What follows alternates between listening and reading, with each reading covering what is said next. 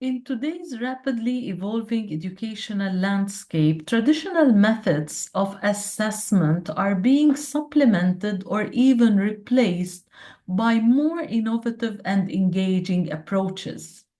One of the most powerful methods gaining momentum is the use of performance-based tasks.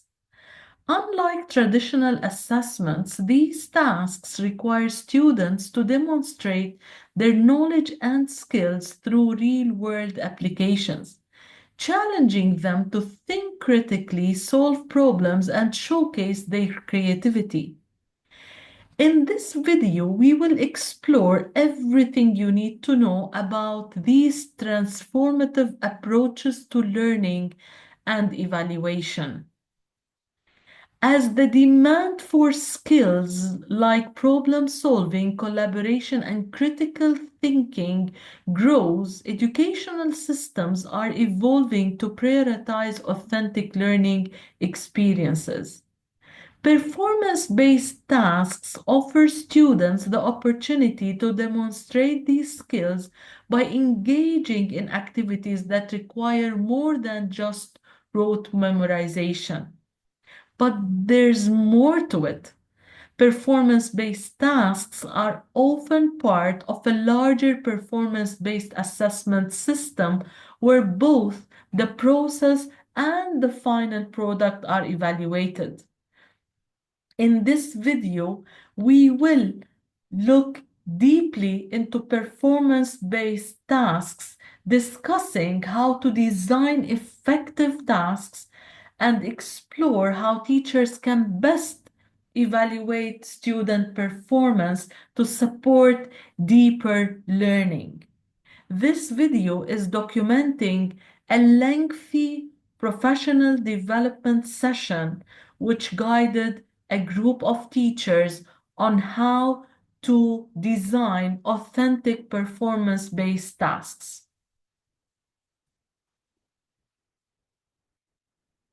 Let's look into the content of this video.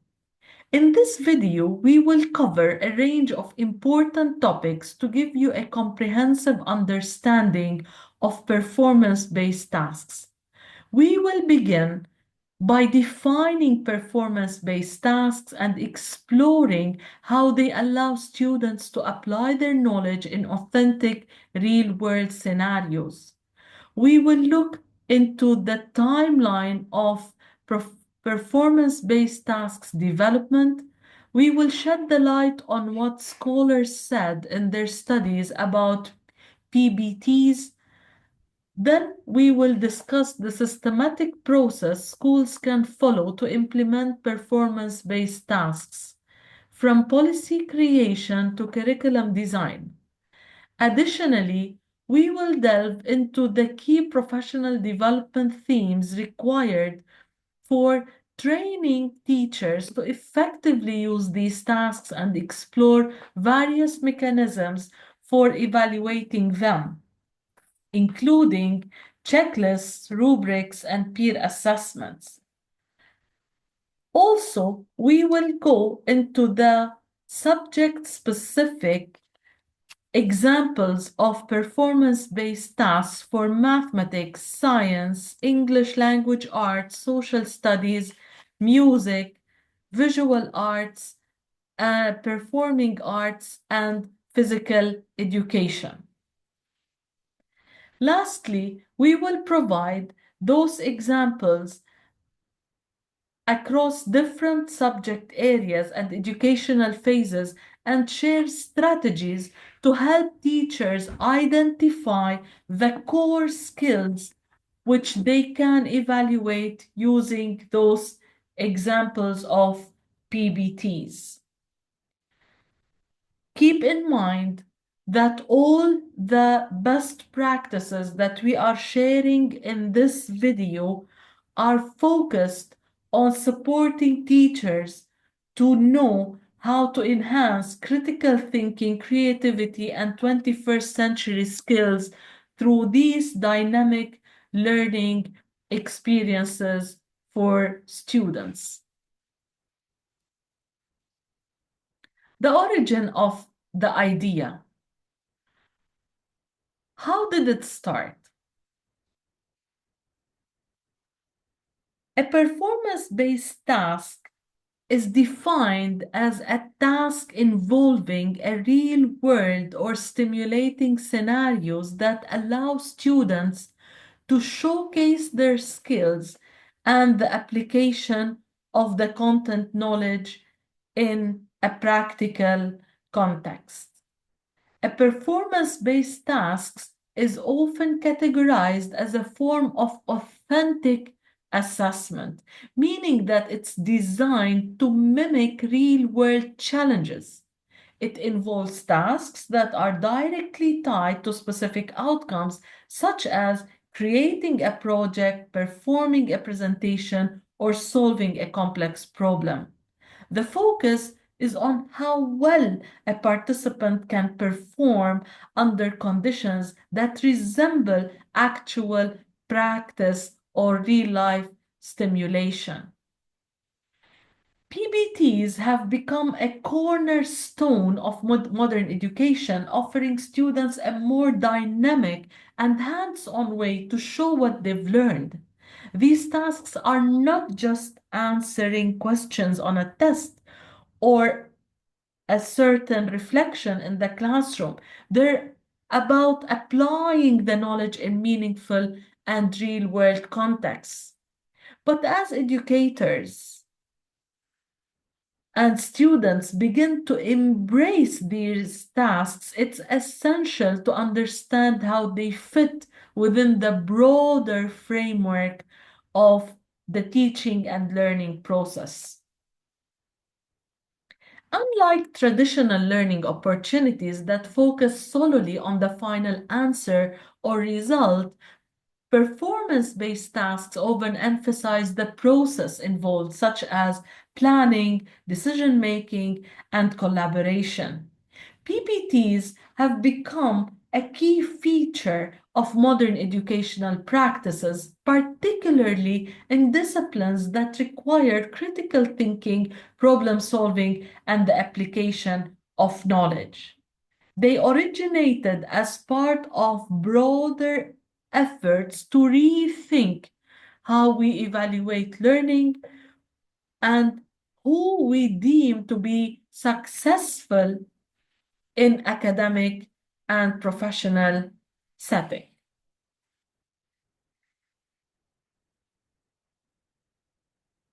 Let's look now at the timeline of performance task development. The development of performance-based tasks as an educational concept evolved over several decades, beginning in 1970s. Below is a timeline outlining key milestones in the development of performance-based tasks starting from 1980 till 2020.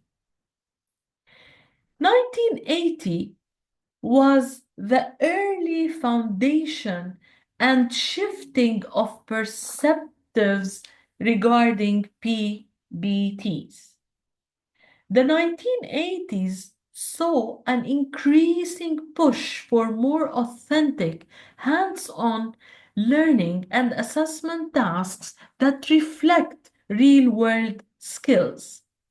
Scholars such as Grants Wiggins, who is a prominent advocate for authentic evaluation, championed the idea of assessment that demands students apply their knowledge and skills in real-world contexts. He argued that traditional testing methods were too disconnected from practical, meaningful learning. Also, David Perkins, who is a scholar who contributed to the concept of learning to learn and assessment that required students to demonstrate understanding through complex tasks. The National Research Council, NRC, in 1984 published an influential report advocating for performance assessments as part of a broader educational reform, highlighting the need for evaluations that mirrored how students would apply knowledge in real life situations. 1990 was more the decade which demanded a rise of authentic assessment and task-based learning. So the 1990s marked a strong emphasis on authentic assessment, the idea that tasks should be meaningful, relevant, and closely related to the activity students would encounter outside of school in the real world context. Scholars such as Sylvia in 1991 advocated for the development of performance tasks that would be reflective of real-world skills and encourage higher order thinking. Laurie Shepard in 1990, she was critically advocating performance assessment to complement traditional testing and support the benchmark assessment, especially in the context of educational equity and the need for tasks that could demonstrate a deeper understanding of students' abilities.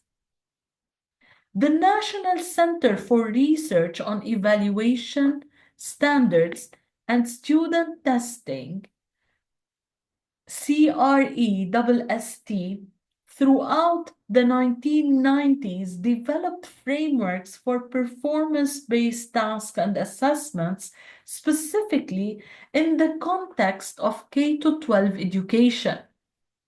They argued that assessments needed to move beyond rote memorization to include opportunities for students to demonstrate their developmental skills and competencies and to include problem solving of real world issues to help them apply what they have mastered in the class and the content knowledge related to the different disciplines. The 20s was the era of widespread of adoption and integration.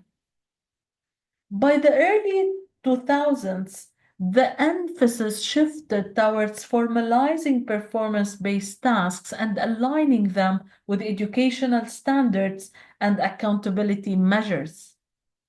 Starting with the most famous Benjamin Bloom and his taxonomy, which was established and revised in 2001, he emphasized the importance of higher order thinking skills, which aligned with performance-based tasks that require analysis, evaluation, and creation. In his revised taxonomy, which was issued in 2001 and originally created in the 1950s, there was a very strong emphasis on analysis, evaluation, and creation to be the upfront highest categories to demonstrate students' holistic development in terms of mastering the content, applying the knowledge, and demonstrating the competencies acquired. Also, Robert Marzano advocated for rubrics and clear expectations for performance tasks, which would be used for both teaching and assessment, supporting a shift towards tasks that were both standards aligned and focused on real world application. And as we all know, when we talk about rubrics, we are aiming to have an objective evaluation of students' work that is presented in the performance-based tasks. John Dewey, who is a historical influencer, he specifically spoke about experiential learning, and this influenced the growing acceptance of performance tasks. His ideas about learning by doing were echoed in the development of task-based assessments and performance-based tasks. 2010 was more of the expanding of usage and looking at the technology integration. So in the 2010s, performance-based tasks became more integrated with technology, allowing for more complex, multimedia-rich assessments. The focus shifted towards 21st century skills, including collaboration, creativity, and problem solving, which could be effectively demonstrated through the usage of performance-based tasks. Looking at some of the famous scholars in that decade, like Linda Darling-Hammond, she advocated for performance assessments in the context of educational reform, emphasizing the need for deeper learning that performance tasks could provide. She called for the inclusion of PBTs in standardized testing systems for better assessing student capabilities beyond basic knowledge. And this is a big idea which is very much needed nowadays in the educational sector. David Pearson argued for assessments that allow students to demonstrate the use of knowledge in real-world contexts, supporting the development of tasks that demanded higher-level cognitive skills. The Common Core standards by themselves, which were introduced in 2010, were considered to be a reform movement, which placed more emphasis on performance-based tasks as a means of assessing problem solving, critical thinking, and application of knowledge, pushing educational systems to align assessments more closely with real-world tasks. The Partnership for 21st Century Learning, P21, advocated for assessments that involved collaborative and technology-enhanced tasks such as projects and simulations, reflecting the increased role of digital tools in performance-based tasks. In 2020 decade, we have seen more an ongoing development and the future of PBTs. With a focus on deeper learning, PBTs are increasingly integrated with formative and summative assessments in modern education. There's also a growing focus on personalized learning, which allows for more customized and task-based assessments. Let's look into the next generation science standards, which were issued in 2013. Those emphasized performance assessments in science education, advocating for tasks that require students to use scientific practices in real-world situations. Also, the educational technology and the development of digital platforms has made PBTs more accessible. Students can now collaborate virtually on projects, create multimedia presentations, and even participate in online simulations and games that assess real-world problem solving. Martha in 2020 focused on assessing students with disabilities through PBTs, advocating for inclusive assessment methods that allow all students to demonstrate their abilities through applied hands-on activities. Looking at this timeline, we have shed the light on the work of so many famous scholars, which provides a theoretical framework for PPTs. So the evolution of PPTs from 1980s to 2020 has been a shift towards more authentic, hands-on, and real-world assessments. This shift has been influenced by educational reform movements, calls for deeper learning, and the inclusion of technology in the classroom. The scholars which we have mentioned their names have been instrumental in advocating for PBTs that reflect the complex, multidimensional nature of learning and allow students to demonstrate their knowledge and skills in dynamic ways. As the 21st century progresses, the integration of technology and new pedagogical strategies continues to reshape how these tasks are implemented and assessed in educational context. Right now, we're going to look closely at some key scholars and their perspectives on the importance of PPTs and their impact on empowering learners inside the classroom.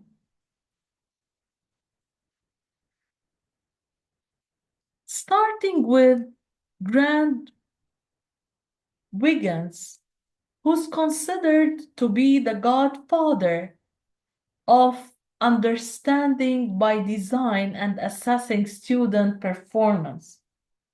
His core idea was using performance-based assessments throughout the work of the students to demonstrate their progress and attainment.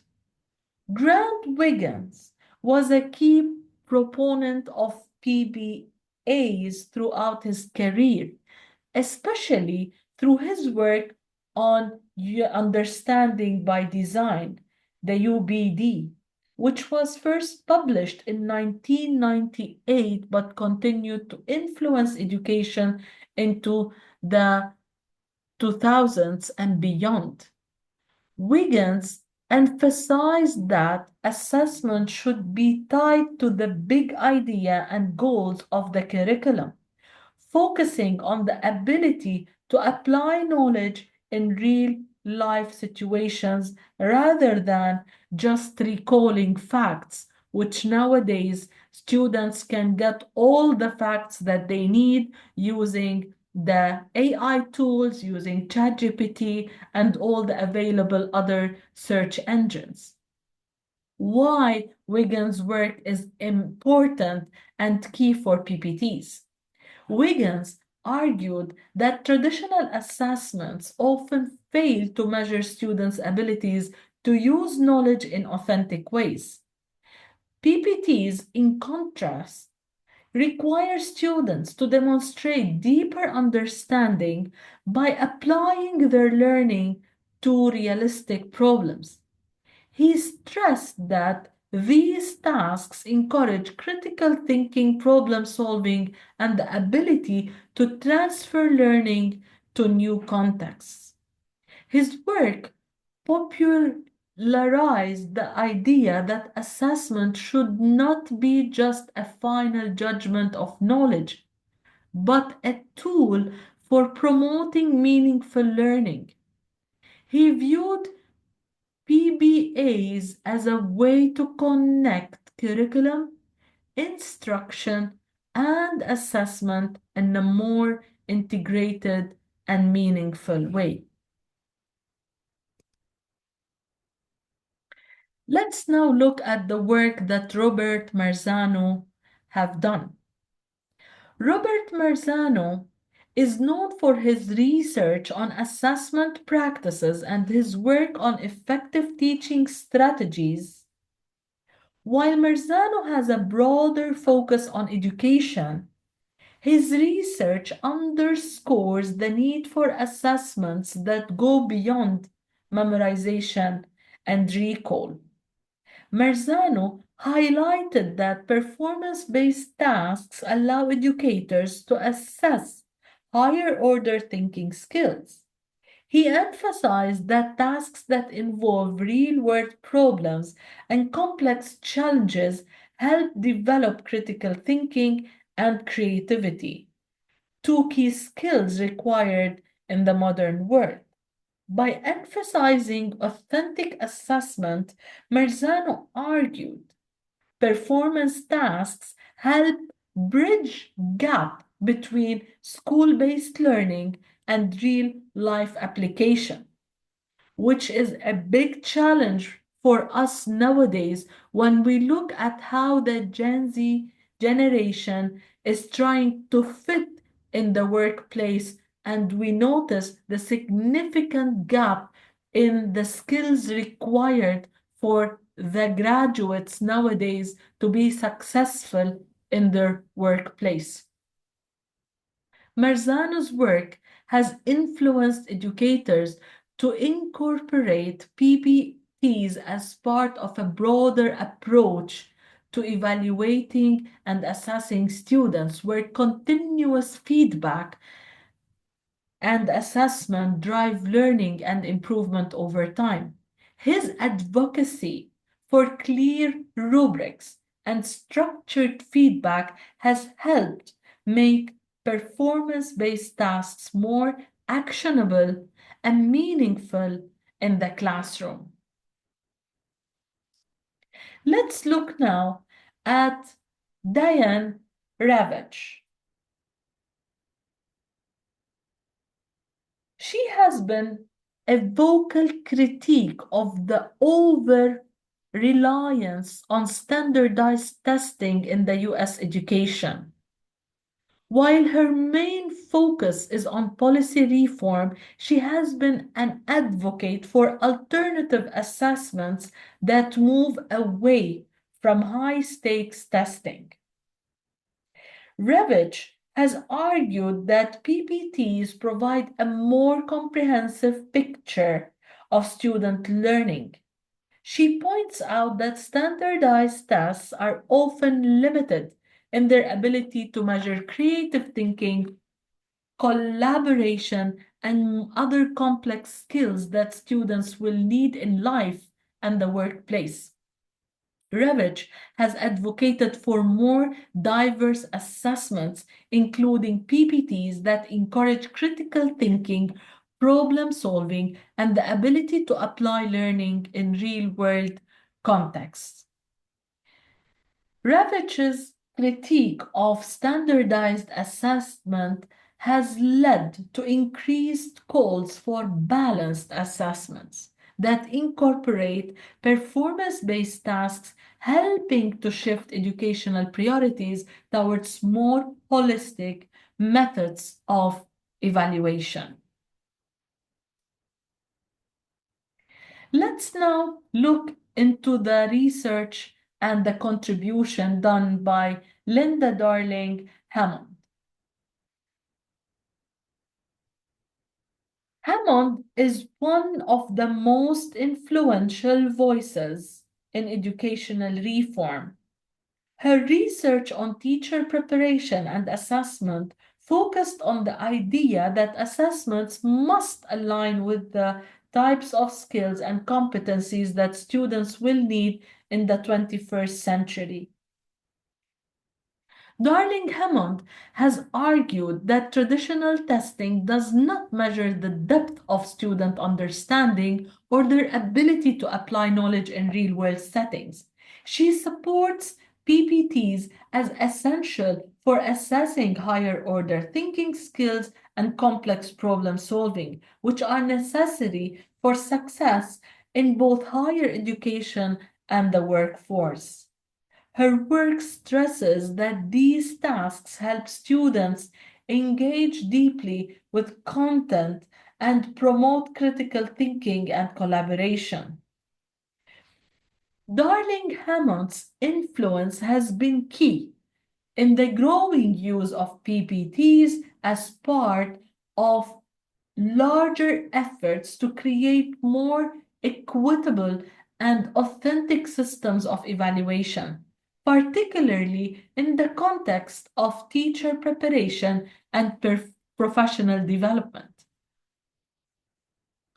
Shifting to look at John Hattie and his work, which is focused on visible learning and visible learning for teachers, and how does it influence PPTs? John Hattie's work is centered on what works in education, based on an analysis of over 800 meta-analyses. While Hattie has emphasized the importance of formative assessment and feedback, his focus has been on creating teaching strategies that have a measurable impact on student achievement. Hattie has argued that effective assessment is critical to student achievement, and PBTs are a valuable tool in assessing complex cognitive skills. His emphasis that assessments should be aligned with learning intentions and help guide students toward deeper understanding and self-regulation. PPTs, as he suggested, help make learning visible and provide real-time feedback on how students are progressing, both in terms of their content knowledge and their developmental skills. Hattie's research reinforces the idea that assessments should not only measure knowledge, but also provide opportunities for students to demonstrate their skills and competencies, and for teachers to give authentic, constructive feedback that allows students to maximize their progress over time. He advocates for PPTs that allow teachers to assess students' understanding in ways that are more engaging and impactful. Let's now move to see how a school can plan for a systematic process to implement PPTs. Implementing performance-based tasks in schools requires a structured process that involves careful planning, policy development, curriculum integration, teacher training, and ongoing assessment. Let's look at each one of those components alone and try to understand together how can we have a successful implementation of PPTs in a way that will be an added value into the teaching and learning process. As we all know, any ad hoc implementation will not allow the school to have fruitful outcome from the practices that they are putting in place. Let's start first with the policy development. The first step is to create clear policies that support the integration of performance-based tasks in the school system. These policies should outline the purpose, importance, and expectations for PPTs in the classroom. Also, we have to ensure that the PPTs are aligned with the overall educational goals of the school and meet the state or the national standards. So the first component is to define the purpose of PPTs. As a school, we have to make it explicit in the policy creation that PPTs aim to be designed to assess not only knowledge but also skills such as critical thinking, problem solving, collaboration, and creativity. Those PPTs has to be aligned with the school's vision of holistic students' development and real-world application of knowledge. The second point, which is set clear guidelines, clearly articulate how PPTs will be integrated across various subjects. Example, mathematics, science, English, physical education, performing arts, etc. Develop the guidelines for assessment, ensuring that PPTs are valid, reliable, and aligned with the standards. The third point, which is incorporate equity and access. We need to ensure that PPTs are inclusive and accessible to all students, including those with disabilities, ELL, and students of varying academic abilities. We need to address how PPTs will accommodate differentiated instruction and provide support for struggling students. The fourth point in the policy development, which is establish accountability. There should be a clear system to track students' progress on PPTs and provide feedback to students, parents, and school leadership.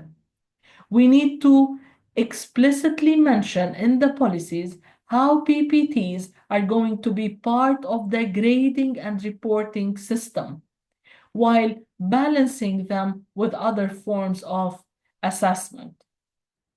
Last but not least, in the policy development, we have to set professional development requirements by identifying the need for teacher training and the frequency of those sessions to develop the teacher's capacity to prepare, design, and implement effective PPTs.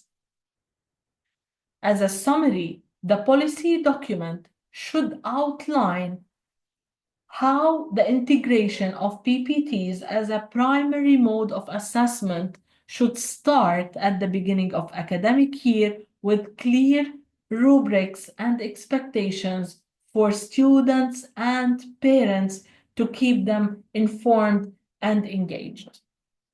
The second component is the curriculum mapping and design.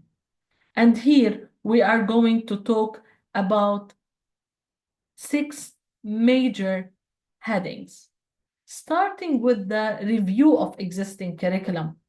Before we start using PPTs, we need to assess the current curriculum to identify areas where PPTs can be integrated.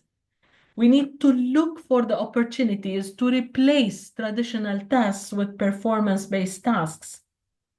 Also, we have to map out the subjects and units where PPTs will be more beneficial than traditional way of assessments and learning opportunities, such as projects, presentations, experiments, or other performance tasks. Second point, which is align PPTs with standards. We need to ensure that the PPTs are aligned with national state standards as well as school-specific learning goals. This ensures that the PPTs remain relevant and support academic growth. Third one, design units with PPTs in mind. For each subject, we need to design units that culminate in a performance task. We need to provide the sequence of activities that build towards the PPT so students are well prepared by the time they need to perform the task. The fourth point, create unit plans with performance criteria. Each unit of study should include clearly defined learning outcomes, skills, and knowledge that students need to demonstrate through their PPTs. So we have to specify the evaluation criteria and the rubrics that are needed for the PPTs. The fifth point, which is incorporating interdisciplinary PPTs. Wherever possible, it would be very beneficial to design interdisciplinary PPTs that require students to apply knowledge and skills from multiple subjects. For example, a project that combines science, math, and language art might involve researching and presenting a solution to an environmental issue as part of STEM or STREAM or STEAM interdisciplinary integration, which is very well known nowadays. Last but not least, determine the time frames. We need to identify the appropriate amount of time needed for students to complete the PPTs. Some of them can be done in one class period, while others may span several weeks. The third component that we are going to talk about, which is the lesson plan development, and here we are going to have four main focus areas. The first one, we will talk about incorporating PPTs into daily instruction. For a successful implementation process of PPTs, we have to see how each lesson can include opportunities for students to practice the skills needed to succeed in the final PPTs. For example, a math lesson might include practice with problem-solving strategies that will later be assessed through a PPT in mathematics. Second point, design scaffolded learning experiences. We can develop lessons that build our PPTs by scaffolding learning. For example, in a history class, earlier lessons might involve research skills and analysis, while later lessons focus on presenting findings. This will provide students with opportunities to demonstrate the learning that they have mastered and to show how much of knowledge they gained over the period of time inside the classroom, each according to their learning needs and abilities. Third thing, in the lesson plan development, we have to think about the integration of teaching strategies. As a teacher, we have to look at the instructional strategies that promote student engagement and development of the skills. These might include project-based learning, inquiry-based learning, collaborative learning, and self-directed learning. When we incorporate those strategies, we are intentionally aiming to develop critical thinking, problem-solving, creativity, and collaboration among learners. Last but not least, in the lesson plan development, we have to think about the usage of technology to enhance PPTs. Using technology to create interactive and innovative PPTs such as digital storytelling, virtual lab experiments, or multimedia presentation is key, which allows students to start developing the proper mindset of working with PPTs throughout their learning journey. The second set of main key phases for the successful implementation of PPTs will shed the light on assessment and feedback system, review and continuous improvement, and teacher training and professional development.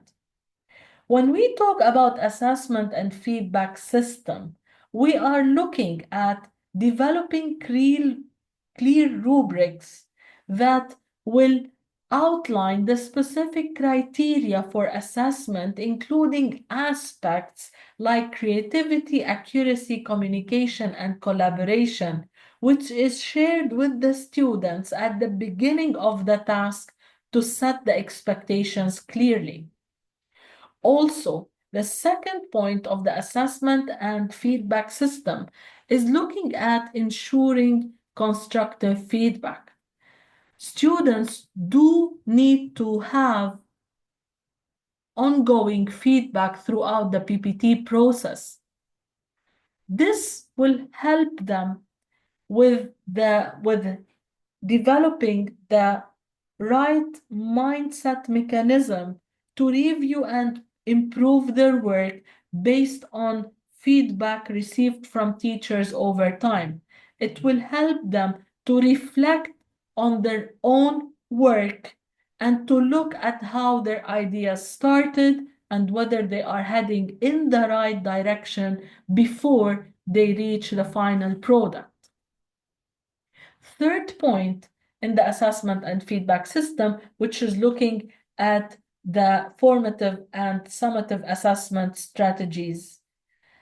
When we use formative assessment during the development of PPTs, we are guiding students and we are helping them to track progress. While summative assessment can be looking at the final product after the PPT is done and taking that as the final performance assessment to assess the student's work. Last but not least, which is analyze data for improvement.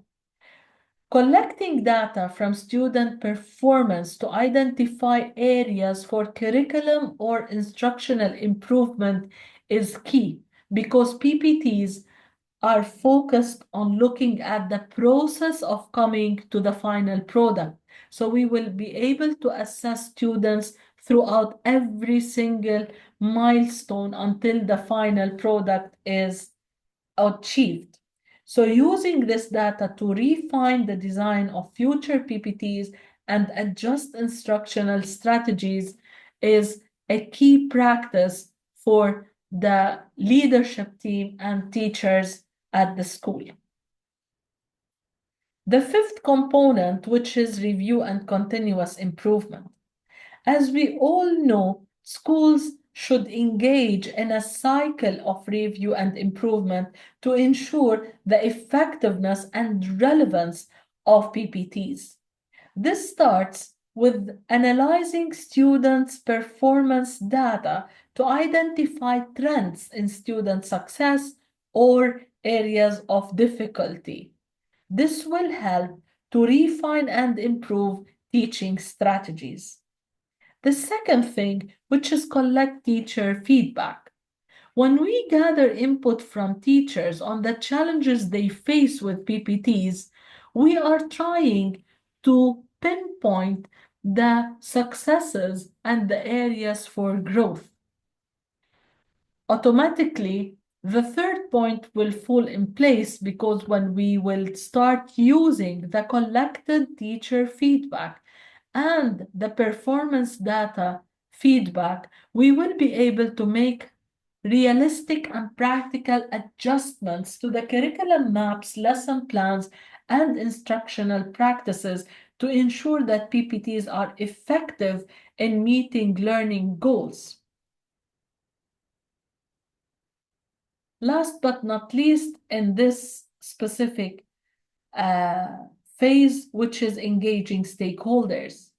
PPTs are not any kind of learning opportunity since it involves students, parents, and the community in the review of the PPTs and in providing their opinions, specifically if the PPTs are not in-class learning opportunities that are being completed. So when we engage stakeholders and we collect feedback from them, we are able to assess the success of the whole process which will feed again into the annual cycle of policy and procedure review. The last important component of the successful implementation process is looking at the teacher training and professional development. As we know, when we introduce any new practice, we have to make sure that teachers are trained about it and they have built that high level confidence in the process of completing the required PPTs, designing them, and using them successfully to track students' attainment and progress over time. So the first bullet here, which is about conducting professional development sessions. Those sessions should offer training on how to integrate PPTs into the existing curriculum without overwhelming teachers. All the time, when I'm training teachers and school leaders, I am keen on mentioning that in today's world, we have so many best practices, but we cannot deploy all those practices into a school context without assessing the real need for a new practice and a change to happen. Teachers should not feel overwhelmed. If we want to have a successful implementation, we need to explain clearly to the teachers the rationale behind PPTs. What is the added value of using PPTs? And they have to buy into the idea. That's why in this video, which is demonstrating a lengthy workshop, as I mentioned, I was keen on sharing with the teachers, the scholars, and what the research studies are saying about PPTs. Once teachers are convinced that this is an added value, they will be doing their own research and trying to find ideas to bring it to the class rather than to feel that this is another task, it is an added load, and it will not help them to get anywhere with where they want their students to be. So we have to design authentic workshops on creating rubrics, designing and implementing PPTs, assessing performance, providing feedback, and any other area which is relevant to the school context that will help teachers to see PPTs as an added value, as an additional best practice that will lift their students up, make them more motivated, engaged, and hardworking to be empowered. Second point, which is providing ongoing support. Every school system should set up a support body for teachers to collaborate, share strategies, and ask questions about implementing PPTs. This could be regular check-ins, peer observation, mentorship programs, establishing professional learning communities, near peer mentor. We have to make sure that we create a certain support system for teachers to feel supported throughout the process, rather than it's only a one shot of a training and I am left in the dark. We need to encourage teachers to share also the successful PPTs and best practices with their colleagues and to help other teachers see how can they do it in a smart way with their students without failing at any level throughout the process. Lastly, we need to talk about fostering reflection and continuous improvement. When teachers are using PPTs, they have to be encouraged to reflect, to share their experiences, and adjust their approaches as needed. PPTs are not fixed prescriptive tasks. Those tasks has to be contextualized according to the school curriculum, context of the school, mission and vision, to the hosting country of the school, location of it, the student demographics. So many different components play a role when we want to have authentic PPTs designed for our school context to empower the learners. So we have to provide opportunities for teachers to assess and refine their teaching practices based on student feedback and performance data. As a conclusion, implementing PPTs in schools requires a coordinated effort involving policy development, curriculum design, teacher training, and assessment strategies.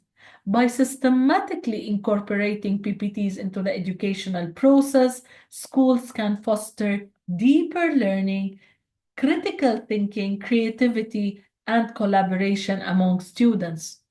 Through continuous feedback and refinement, schools can ensure that PPTs become an effective and sustainable part of their teaching and learning strategies. As a personal opinion, PPTs are one of the most powerful learning opportunities that motivate students to take part in their learning journey, specifically with the high reliance of technology nowadays and the AI tools to be the main providers of the knowledge. Students are able to access platforms and they are getting very accurate databases. So what we really need to assess is how they will use this data and how they will validate this data to resolve real-world situations. And performance-based tasks are one of the best kind of practices that will help students in order to demonstrate that. Let's now look at how we can measure the impact of PPTs. Measuring the impact of using PPTs on empowering students and enhancing their personal and social development, as well as their skills, requires a very systematic approach. Since PPTs are designed to assess a range of academic, social, and personal skills, the assessment of their impact should be broad, incorporating various data sources and evaluation methods.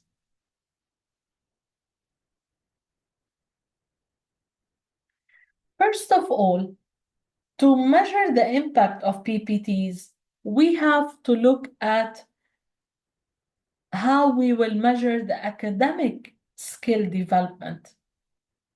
PPTs are designed to assess not just content knowledge, but also higher order thinking skills, problem solving, creativity, and the ability to apply learning in real world scenario. We can measure their impact on academic skills by assessing the cognitive and technical skills that the students have acquired. So we can use clearly defined rubrics that assess the specific skills and that will look at both the process, how students worked on the task, as well as the product, the final outcome of the task.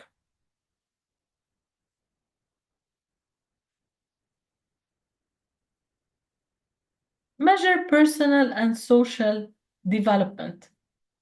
PPTs are particularly effective in promoting students' personal and social skills, such as self-confidence, teamwork, responsibility, and empathy. Let's look at the strategies that can help measure these impacts. First one, which is the SCL framework, which we will dedicate a lengthy video to speak about it and to talk about its integration into the school curriculum. So when we use the established framework of SEL, such as the CASEL or the SEL competence framework to measure growth in skills, we are able to assess students' emotional and social development, including aspects like self-regulation, empathy, conflict resolution, and the ability to work in teams.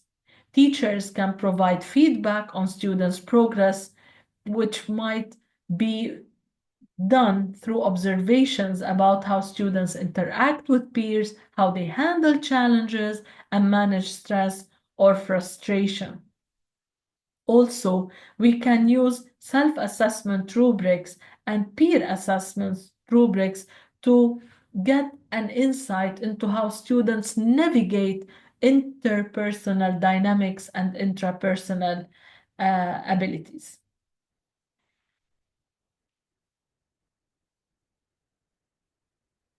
Measuring empowerment and student agency. Empowering students through PPTs involves providing opportunities for autonomy, voice, and choice in their learning. When we are talking about voice and choice in the learning process, then we are right there promoting innovation, creativity, and critical thinking. We can measure the degree to which students feel empowered by the ability to choose the type of task or project type. Tasks that allow students to choose their focus within guidelines definitely provided by teachers often increase the intrinsic motivation of students. In addition, we need to encourage students to set their own learning goals at the beginning of PPTs. They can do so by being provided the opportunity to have a say in the types of tasks they complete or how they demonstrate their learning. And this will allow us to measure the extent to which students report feeling a sense of ownership and control over their learning process. Measuring long-term skills development. While PPTs are often used for short-term tasks, their impact on long-term skills development is also critical.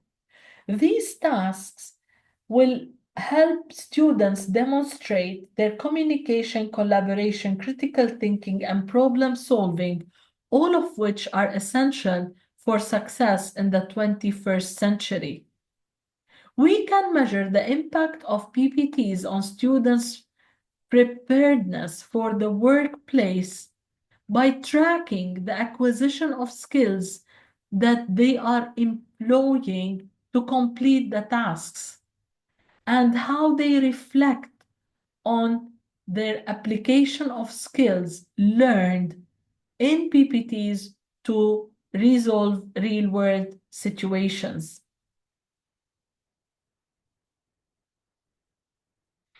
Analyzing data and identifying trends. It's very important for us to evaluate how students are becoming skillful in collecting both quantitative and qualitative data to identify trends in their skills development, social development, and empowerment. We can do so by helping students discuss their skills, their attitudes, and perceptions of learning throughout the process of completing the PPTs and then assessing how they are organizing their thoughts and their ideas, how they are resolving conflicts, and how they are being empowered to gather the insights about the different challenges they encountered throughout the process and the course of work. Long-term evaluation. Over time, as more data is gathered, we can track how PPTs influence students' long-term academic success, career readiness, and personal development. This ongoing evaluation will help the school in general to refine the PPT strategies and continue fostering empowerment through student-centered learning. Last but not least, talking about qualitative and quantitative data, which we have mentioned briefly before, we need to make sure that we're looking at the students' outcomes when we are measuring the impact of PPTs. So by using surveys, reflections, student portfolio, teacher feedback, long-term tracking, we can, as educators, have a very holistic, clear idea on how PPTs are fostering empowerment and helping students to grow as responsible, confident, and skilled individuals to become global citizens and internationally minded. Now we come to the most interesting section of the training session, which is recorded in this video. Looking at specific examples of performance-based tasks, theory is very important, and it is the solid foundation that will convince teachers and will allow the leaders to have the buy-in into the concept and the practice. But at the end of the day, as a teacher, I need to know what is PPT for me and how is it connected to my specific discipline. So in this section, we will explore specific examples of performance-based tasks across key subjects, demonstrating how these assessment tasks engage students in real-world application of their knowledge and skills. PPTs move beyond traditional testing methods. We all agree. It allows students to demonstrate their understanding through practical, hands-on experience. And this approach fosters critical thinking, problem solving, and creativity as essential skills for success in today's dynamic world.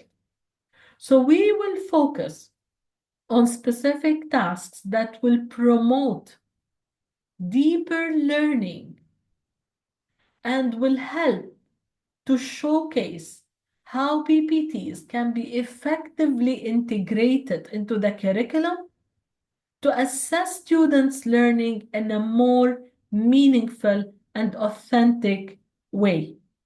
You will see shortly that these tasks not only measure academic proficiency, but also encourage collaboration, communication, and real-world problem solving.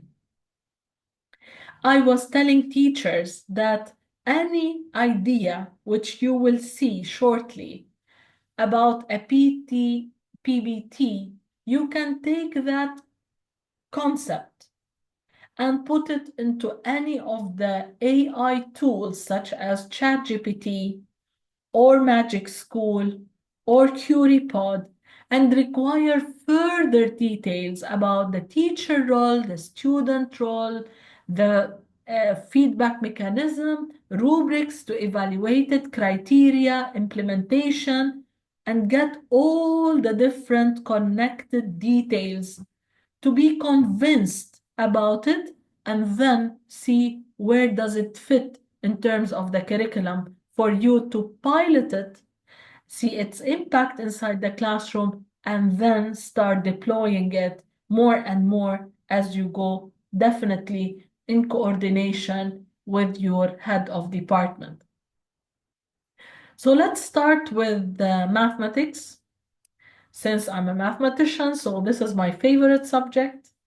So PBTs in mathematics involve activities that require students to apply their knowledge and skills to solve real-world problems or engage in complex tasks. These tasks assess not just students' abilities to recall mathematical concepts, but also their ability to use those concepts to reason, analyze, and solve problems.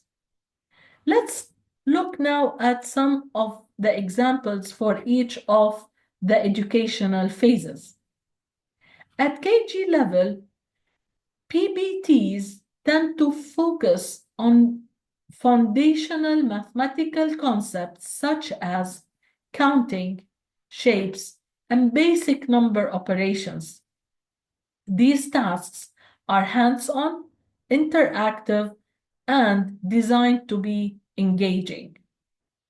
The first task that we will talk about is the shape hunt and sorting. In this task, students go on a shape hunt around the classroom or playground to identify objects that match specific shapes. Example, circles, squares, triangles. Afterward, they sort these objects by shape or color or size. This task assesses the skills of students in recognizing and identifying shapes, understanding spatial relationships, sorting, and classification. The second task, which is counting and grouping. Here, students are given a set of small objects, example blocks, buttons, or counting pairs, and asked to group them into sets of 5 or 10 and then count the total number of objects in each set. In my professional development training, I have asked the teachers and the attendees to be engaged in those tasks, and I brought the items myself. And I highly encourage anyone who's going to use this video and presentation to do the same, to make the training engaging and hands-on with the teachers. So the counting and grouping will help in assessing the skills of number recognition, counting, grouping, and basic mathematics as well. Story problems with manipulatives is the third PBT that we will talk about for kindergarten.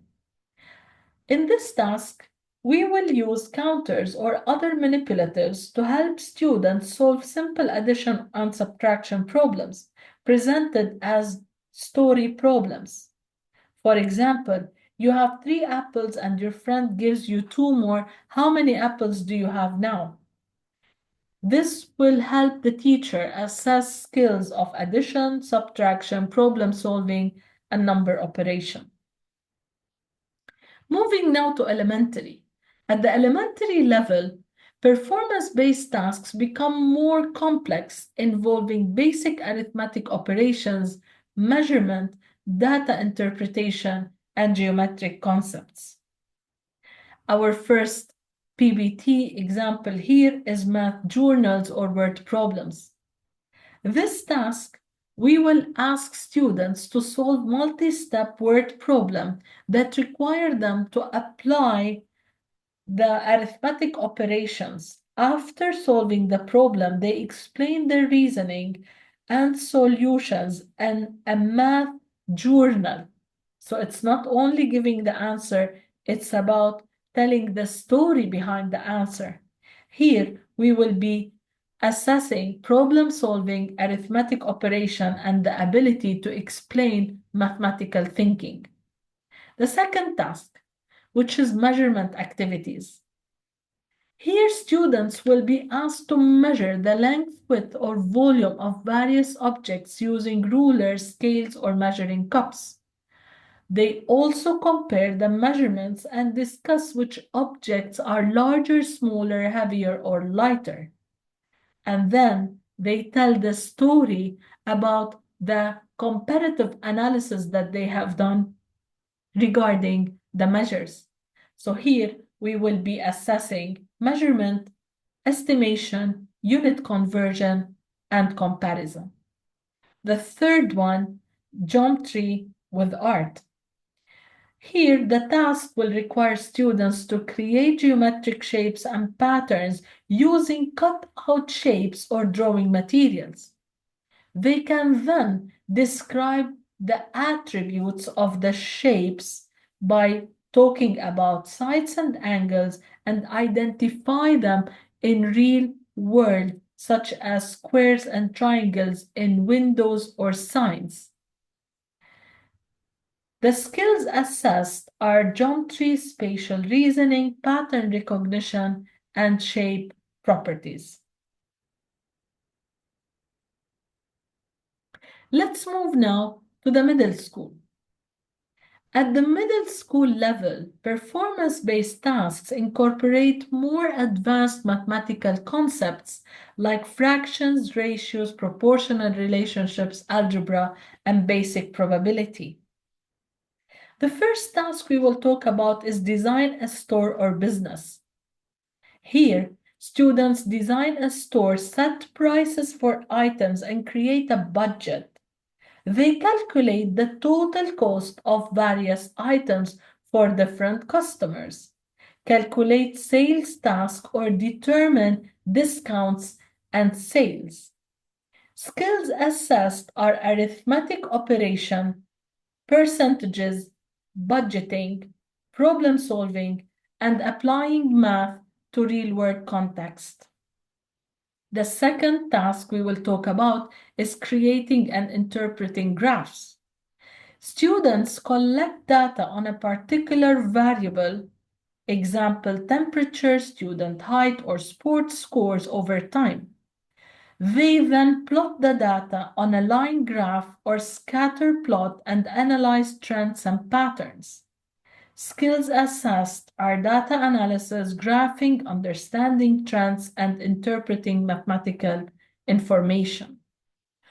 Third, building a scale model. Here, using the proportions and ratios, students are asked to create a scale model of an object, building, or piece of furniture. For example, they might use a ratio to shrink down the dimensions of a house and build a model using cardboard or other materials. Skills assessed are ratios, proportions, scaling, geometry, and spatial reasoning. Last but not least, we're talking about probability and statistics. Students can conduct a probability experiment and record the outcomes, example, rolling dice or flipping coin. They analyze the probability of different events and compare their results to theoretical probability. Skills assessed: probability, statistics, data collection, and interpretation. Let's shift gears now and talk about the high school. At the high school level, performance-based tasks look more into advanced topics such as algebra, geometry, trigonometry, calculus, and complex data analysis. The tasks often integrate multiple mathematical concepts and require more independent solving skills. We will discuss here 5 different tasks. Let's start with the project-based geometry. Students are asked to design a public space using geometric principles to calculate area, perimeter, volume, angles, and other relevant measurements. They create a blueprint or model and justify their design decisions mathematically. The skills assessed are geometry measurements, spatial reasoning, area parameter, and practical application of geometry. The second task is algebraic problem solving in context. Students are presented with a real-world scenario, such as planning a road trip with a budget or determining the break-even point for a business venture. They use algebraic equations or systems of equations to model and solve problems. Skills assessed are algebraic manipulation, problem solving, applying linear equations, and systems of equations to real-world scenarios. Third type, which is calculus-based projects. In calculus courses, students might analyze the rate of change of a physical phenomenon, example, the speed of a car, the growth of bacteria, or the water flow in a river.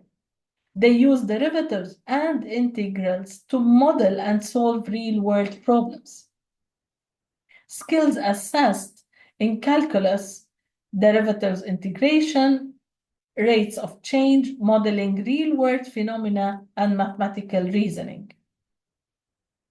The fourth type, which is data science and statistics. Students analyze a large data set to identify patterns, correlations, and trends. Example, from a public database or a real-world issue. They may use statistical softwares or graphing tools to visualize data and draw conclusions. Skills assessed, data analysis, statistical methods, correlation, regression, and data interpretation. Last but not least, we will talk about financial literacy project. We will have students develop a personal or family budget considering income, savings, and expenses. They calculate how to allocate funds for necessities, savings, and other spendings. So they may use concepts such as interest rates, loans, and investments. Skills assessed, financial literacy, budgeting, percentages, and the application of algebraic concepts to real-life scenarios. Overall, in mathematics, when we're talking about PBTs, we are aiming to have opportunities for students to apply their learning in real-world context, which is essential for developing both the mathematical understanding and problem-solving skills.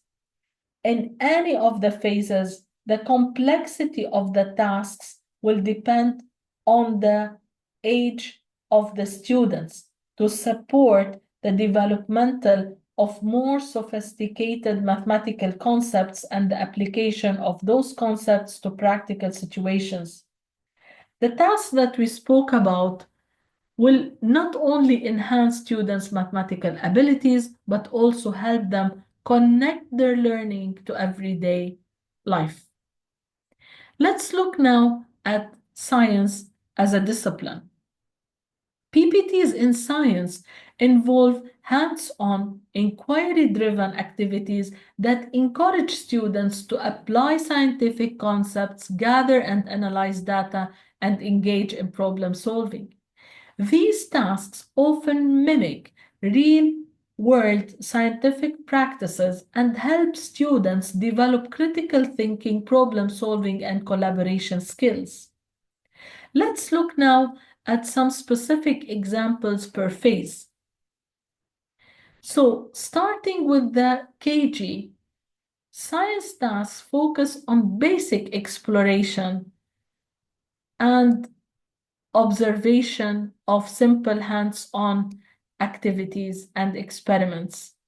Students are introduced to fundamental concepts like the natural world, plants, animals, and the physical properties of objects. So let's look at the first task for KG, which is exploring the five senses.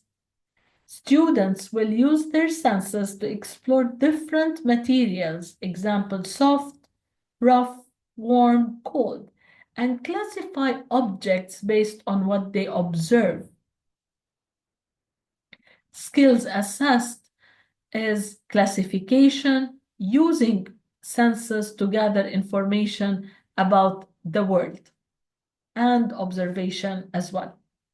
Second task, plant growth experiment. Students plant seeds in cups and observe their growth over time. They record data on the plant's height, leaf development, and color, and then compare plants grown in different conditions, with or without sunlight, or with or without water.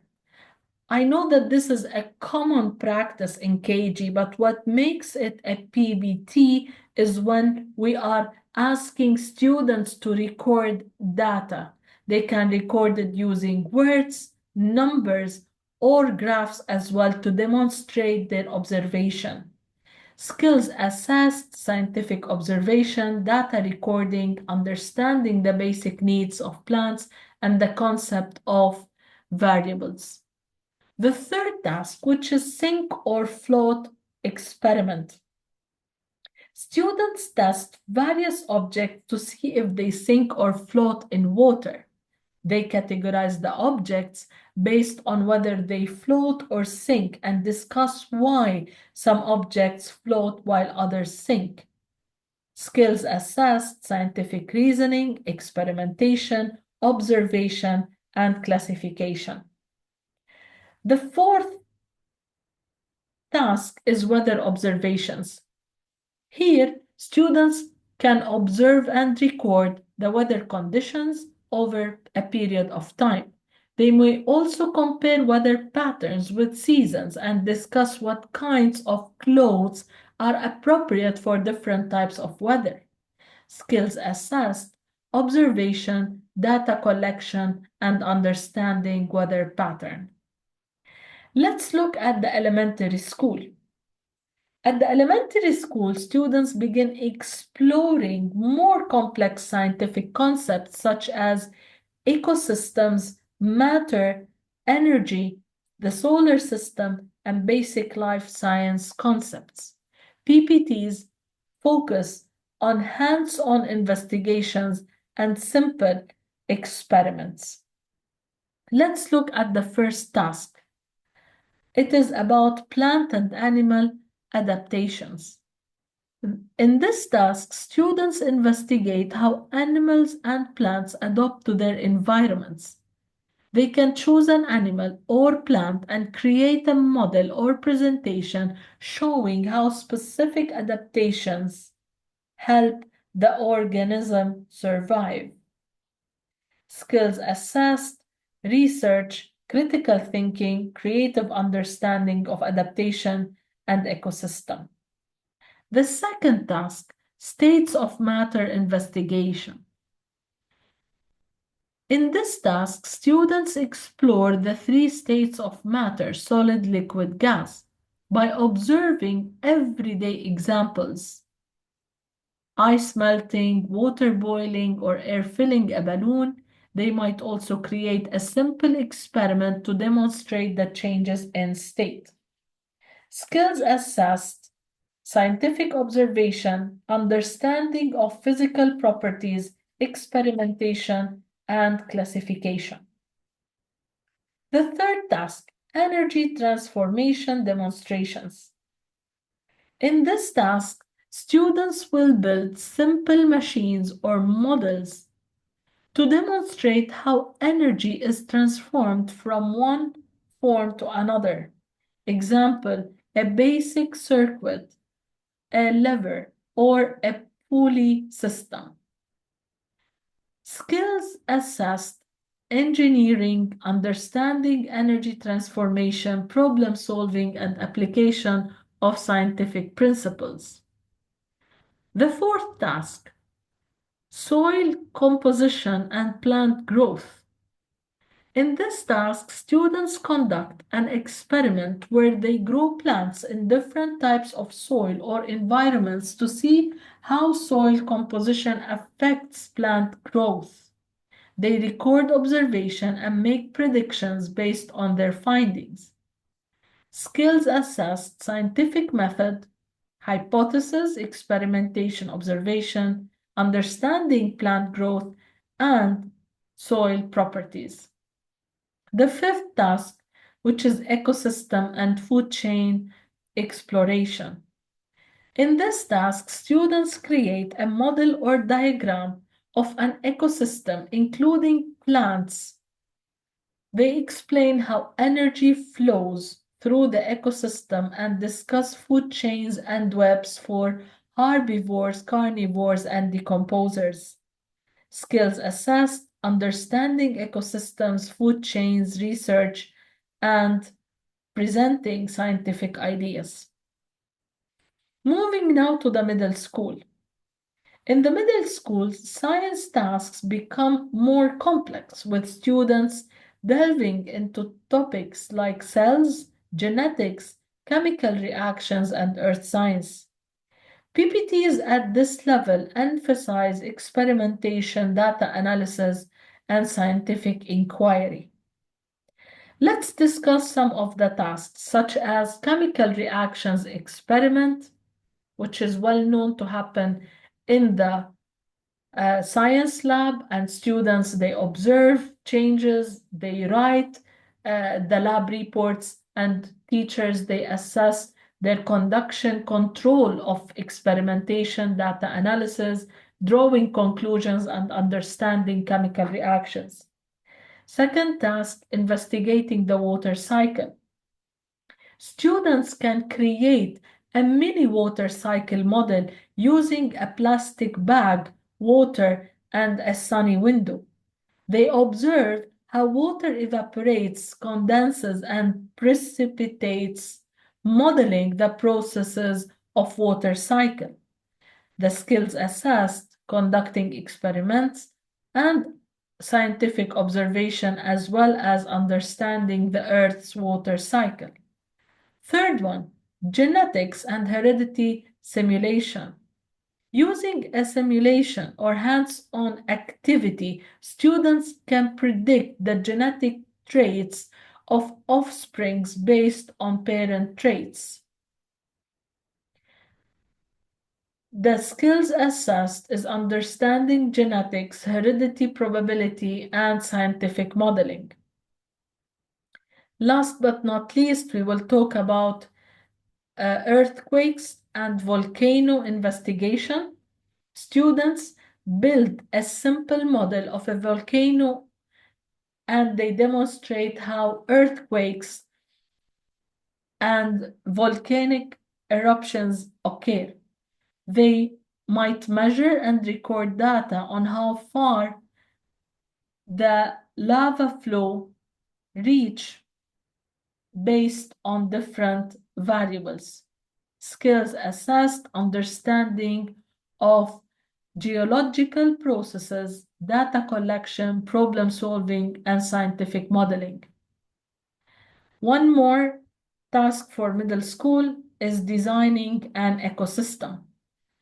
This task will help students to design and simulate an ecosystem, considering factors like energy flow, plant and animal interactions, or environmental conditions. They might build a model or create a digital simulation to demonstrate the ecosystem.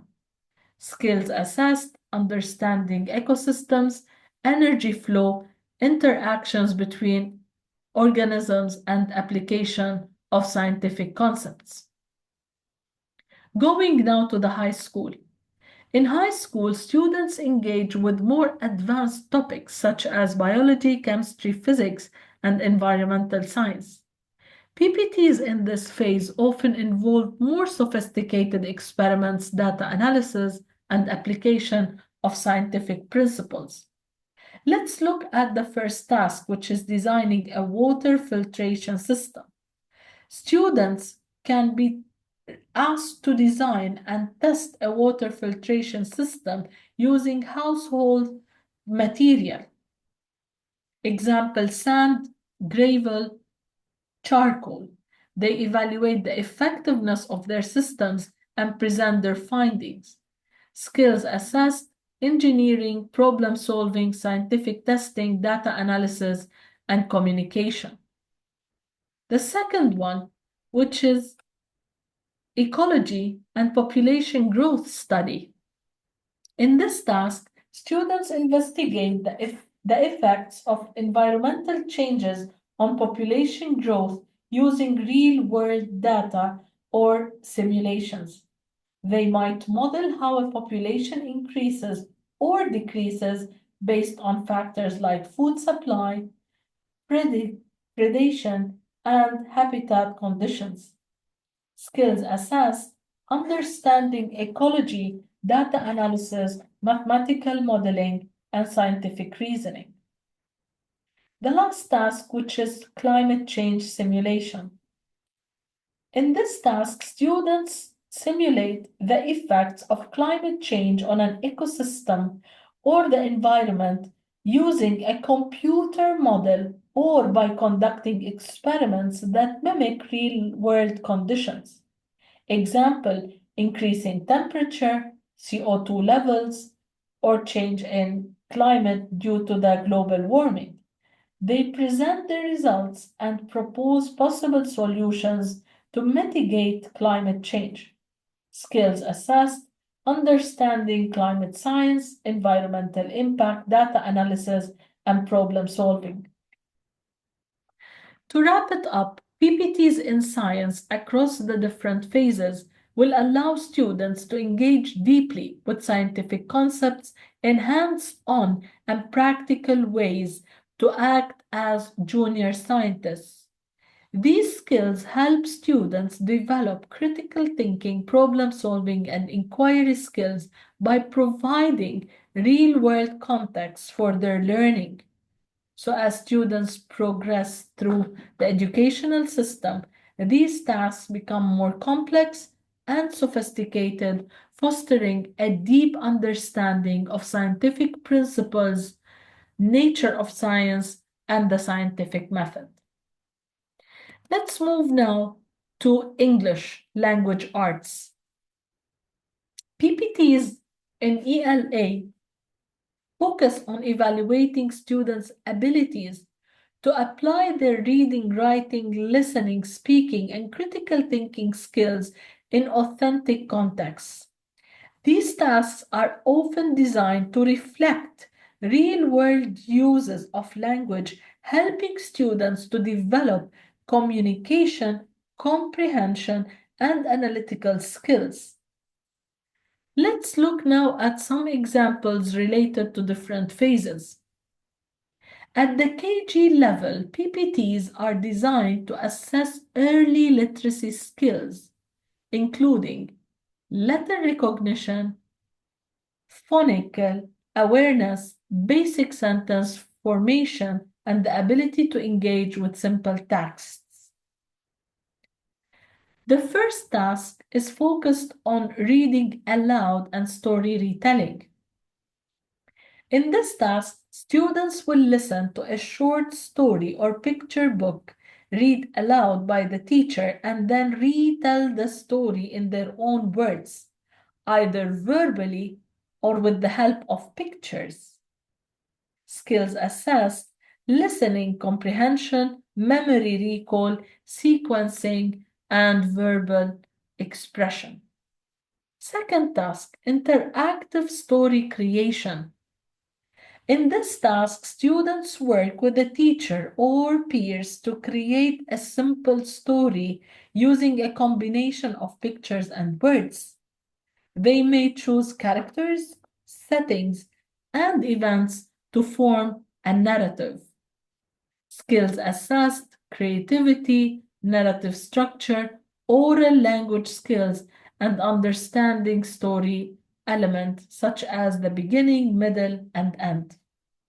The third task, which is the letter and sound matching.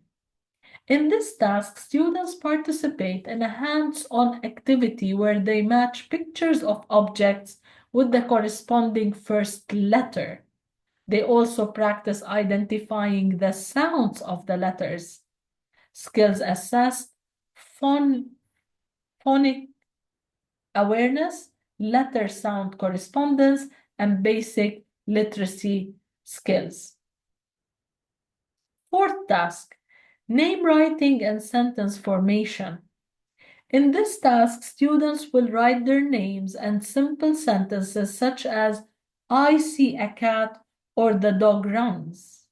They may also be asked to illustrate their sentence with a drawing. Skills assessed, writing skills, sentence structure, and fine motor skills. Let's look now at the elementary school. At the elementary level, PBTs become more complex and involve developing reading comprehension, writing, and speaking skills. Students are expected to engage with a wider range of texts, including fiction, non-fiction, and poetry. The first task that we will talk about here is book report and presentation. In this task, students read a book of their choice and create a report or presentation about the book. This may include summarizing the plot, discussing characters, themes, and personal reflections. Students may present their findings to the class using visual aids or prompts. Skills assessed, reading comprehension, summarization, public speaking, and critical thinking. The second task, which is character analysis. In this task, after reading a story or novel, students will choose a character and analyze their actions, motivations, and development through the story. They need to present their analysis in writing, and they can also use some visual representation. Skills assessed, character analysis, textual evidence, writing, and presentation skills. The third task, writing a persuasive letter or speech. In this task, students write a persuasive letter or speech on a given topic, such as convincing others to recycle or advocating for a school improvement. They must present clear arguments supported by reasoning and evidence using their experience in class or the wider community. Skills assessed, writing skills, argumentation, persuasive techniques, and effective communication. The fourth task, which is poetry writing and recitation. In this task, students will write a poem and then recite it to the class. They will focus on rhymes, rhythm, and figurative language. Skills assessed, creativity, understanding of poetic devices, oral expression, and presentation skills. Last example for elementary is the research project with report. In this task, students conduct a simple research project on a topic of interest using library books and online resources. They create a report or poster summarizing their findings using evidence to support their conclusions. Skills assessed, research, critical thinking, summarization, writing, and presentation. Let's move now to the middle school. In the middle school, PBTs assess a deeper understanding of literacy analysis, argumentative writing, and research skills. The first example we will talk about is literary analysis essay. Students here will read a novel, short story, or poem and write an analytical essay that explores the themes, symbols, and characters of the text. They will use textual evidence to support their interpretations. Skills assessed, literacy analysis, essay writing, critical thinking, and use of textual evidence. Second example of a PBT task for middle school, we will talk here about debate and argumentation. In this task, students are assigned a controversial topic and participate in a structured debate.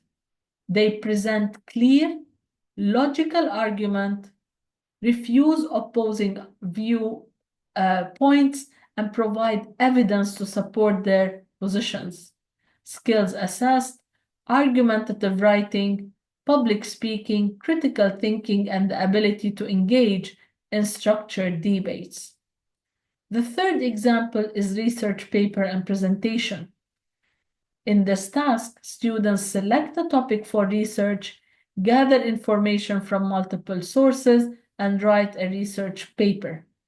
They present their findings to the class using visual aids such as slides or posters.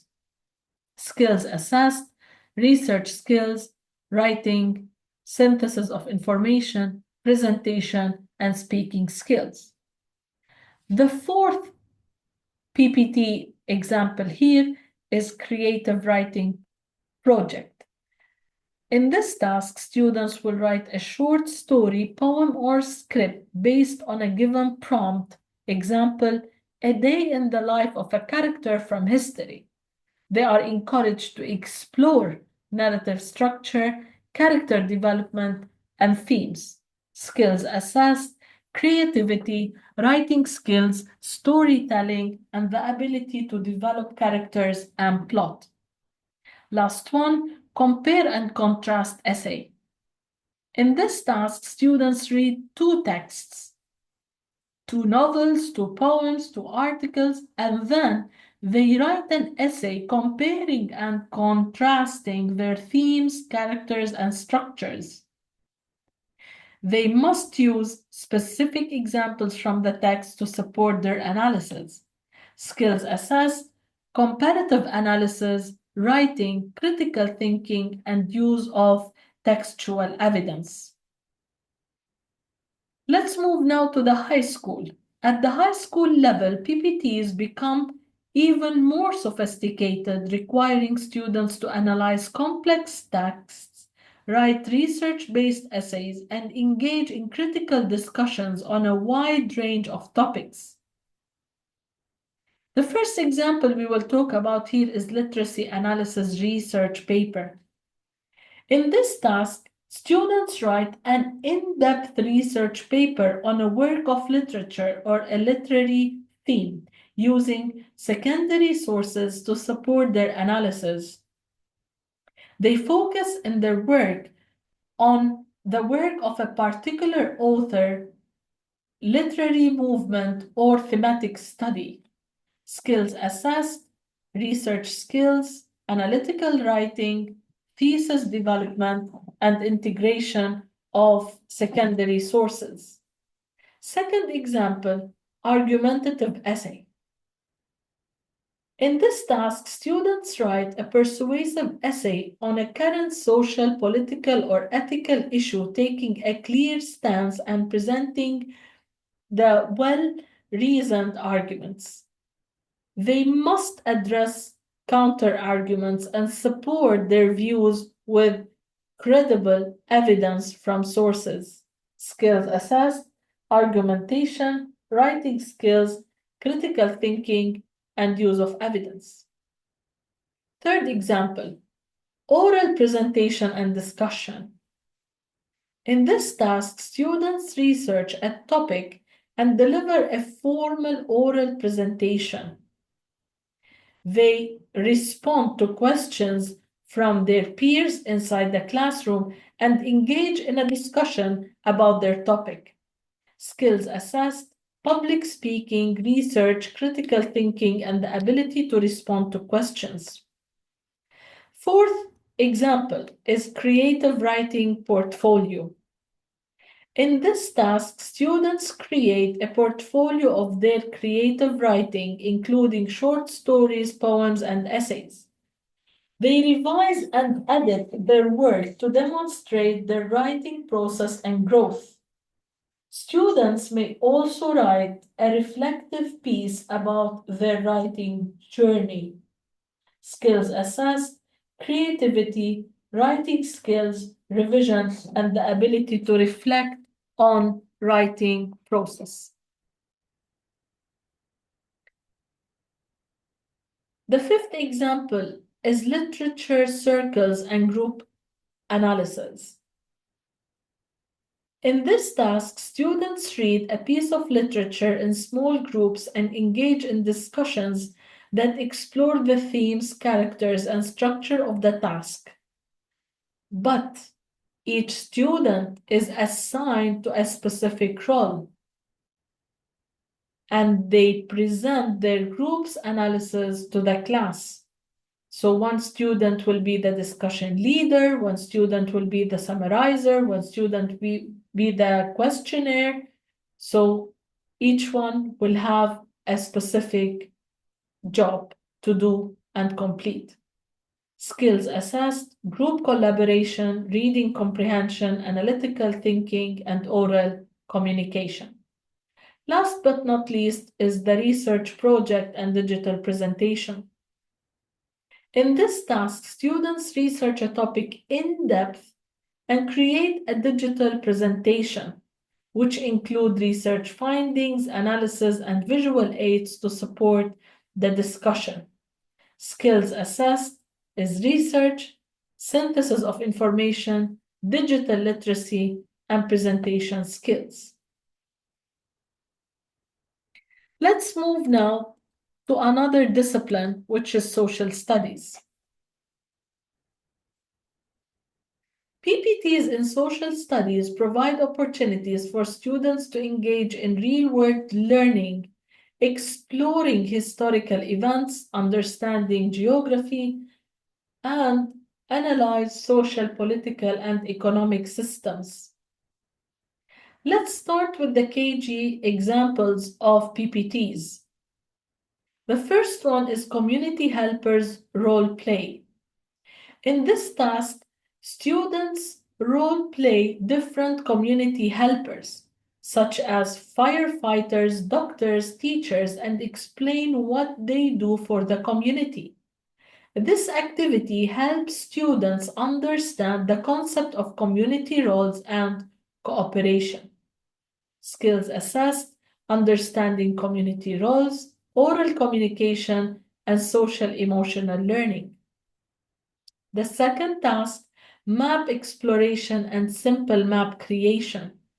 In this task, students explore a simple map of their school, neighborhood, or town, identifying key locations. Example, where the school is located, where the park is located, library, the mall. They also create their own map of their classroom or home, labeling key features. Skills assessed, basic map skills, spatial awareness, and geography. Third example is the family history timeline. In this task, students create a simple timeline of their family history, highlighting important events or milestones.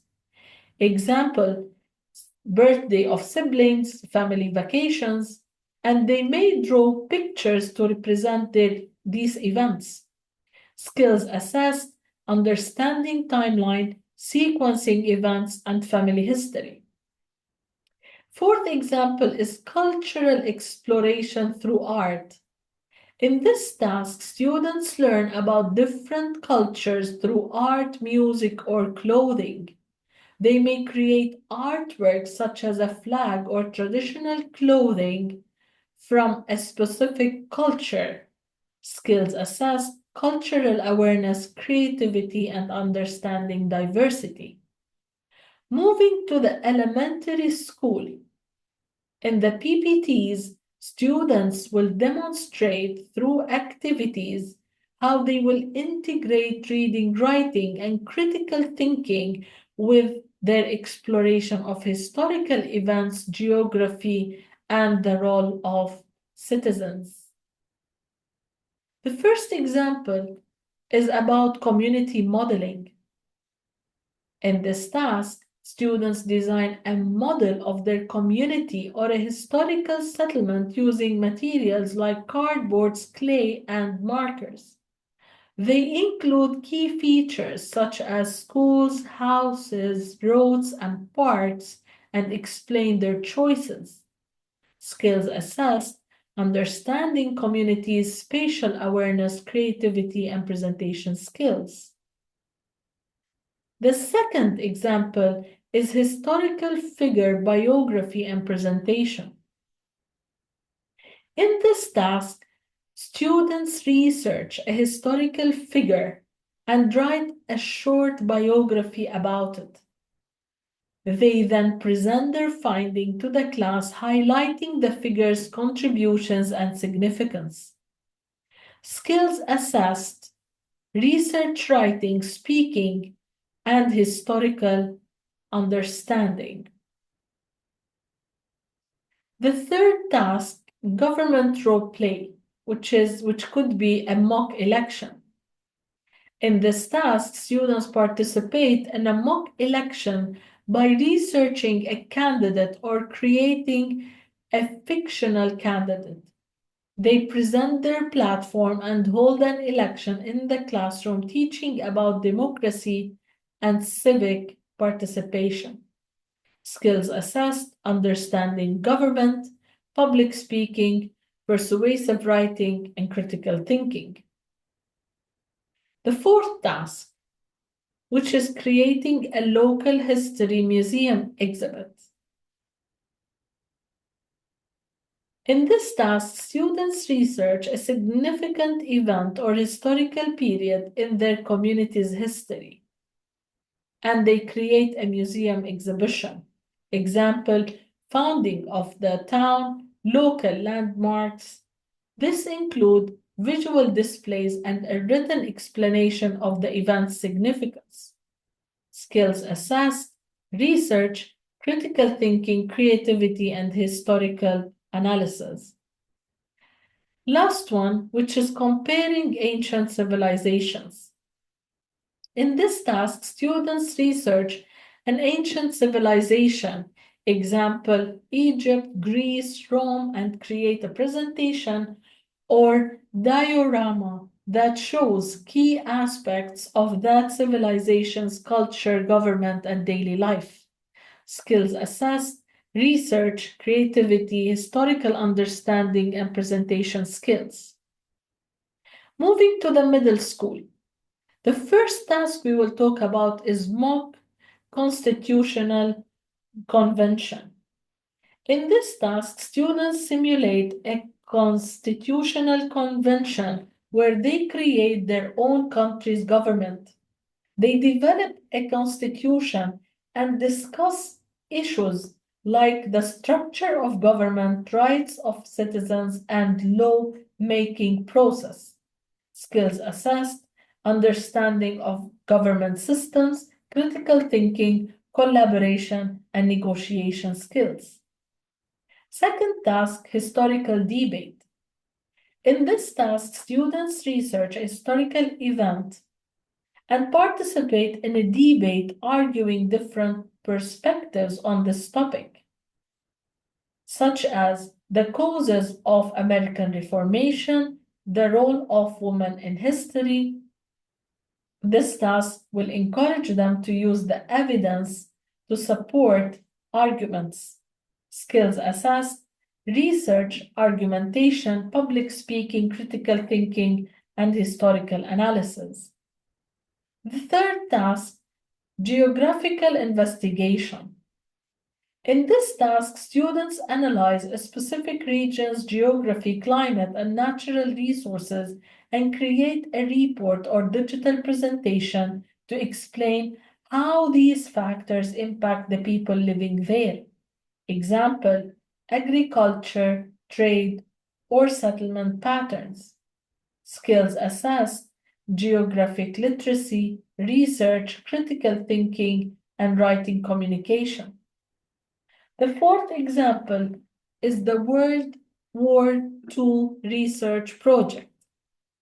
In this task, students will research a key event or figure from the World War II and create a presentation or report that explains the significance of the event or individual.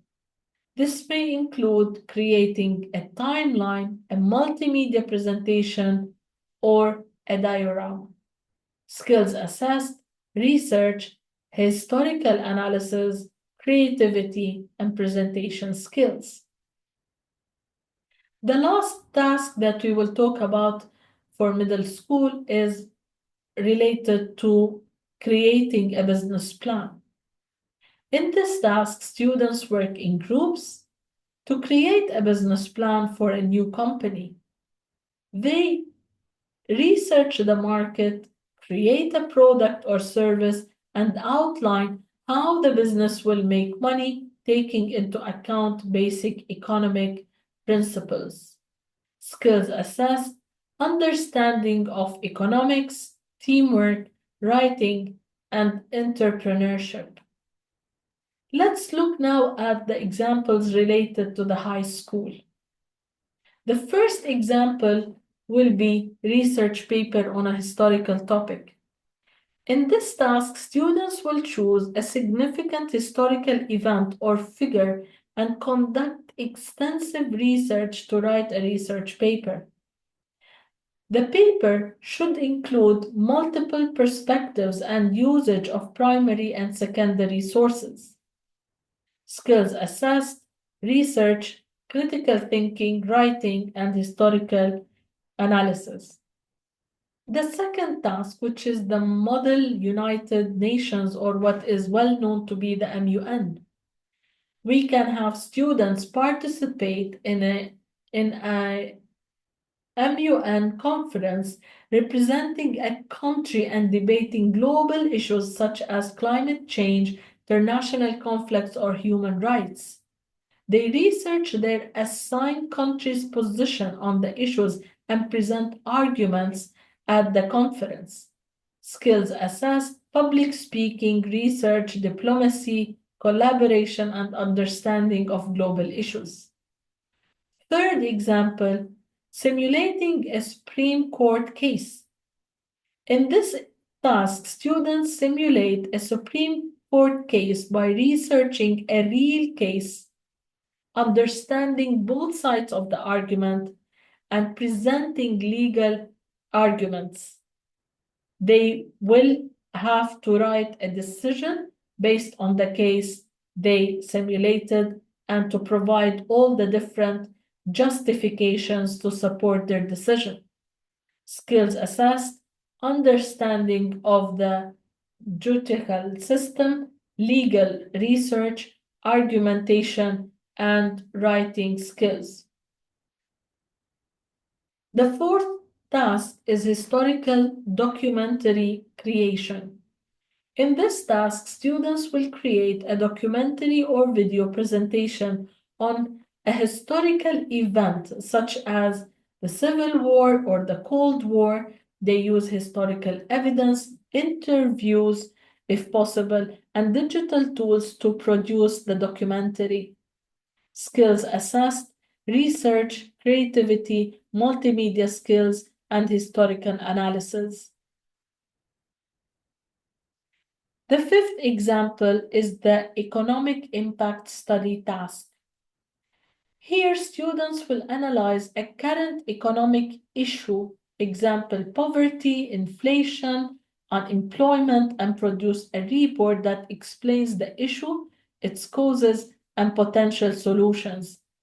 This may also include an oral presentation to stakeholders, example, school board, community members. Skills assessed, economic analysis, research, writing, and presentation skills. The last task we will talk about is creating a utopian society. Here, students will design a utopian society outlining its government structure, economy, social systems, and laws. They then present their society and discuss how it would address issues such as equality, justice, and sustainability. Skills assessed, critical thinking, creativity, understanding of social systems, and teamwork. Let's move now to see the main performance-based tasks for music in kindergarten, elementary, middle, and high school. On this slide, you will see a list of the main PBTs related to each phase for music as a subject. Those tasks will allow students to demonstrate their understanding of musical concepts and skills through active creation, performance, and analysis.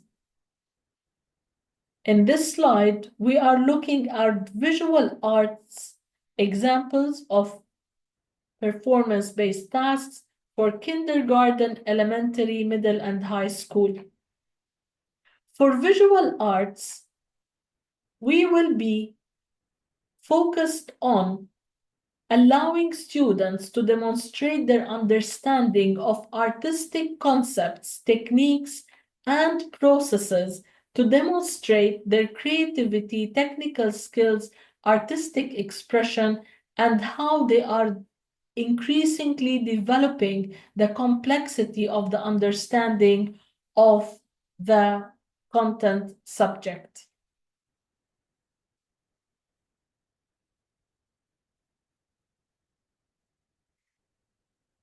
Here we will look at the performing art drama and a list of performance-based tasks related to each one of the phases. PBTs in performing arts drama allow students to express themselves through acting, improvisation, character development, and storytelling. So it will allow students to apply their understanding of drama concepts and skills in real-world context. Lastly, we will look at some examples related to physical education. And all of those PBTs examples are designed to assess students' physical skills, teamwork, and understanding of fitness concepts across the different educational phases of KG, elementary, middle, and high school.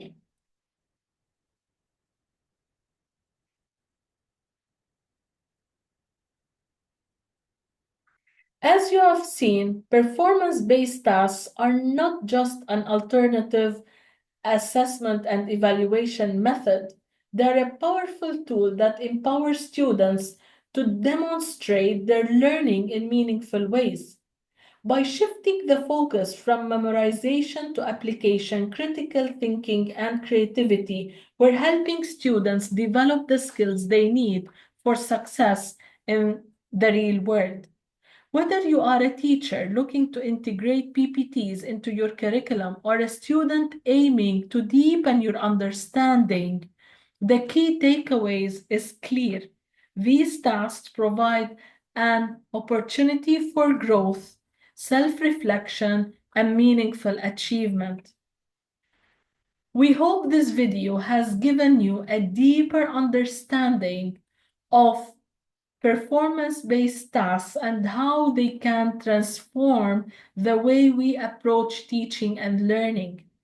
If you have any questions, comments, or suggestions for how you are using performance-based tasks in the classroom, we would like to hear from you. So you can type a comment and write your reflection about this topic.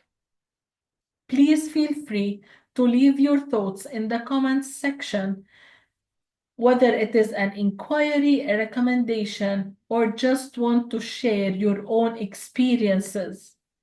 We encourage you to engage with us and continue the conversation.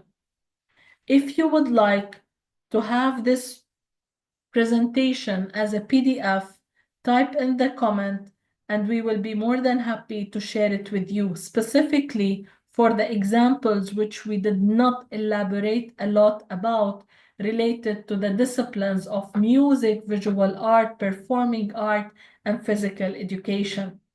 Thank you for watching, and we look forward to hearing from you.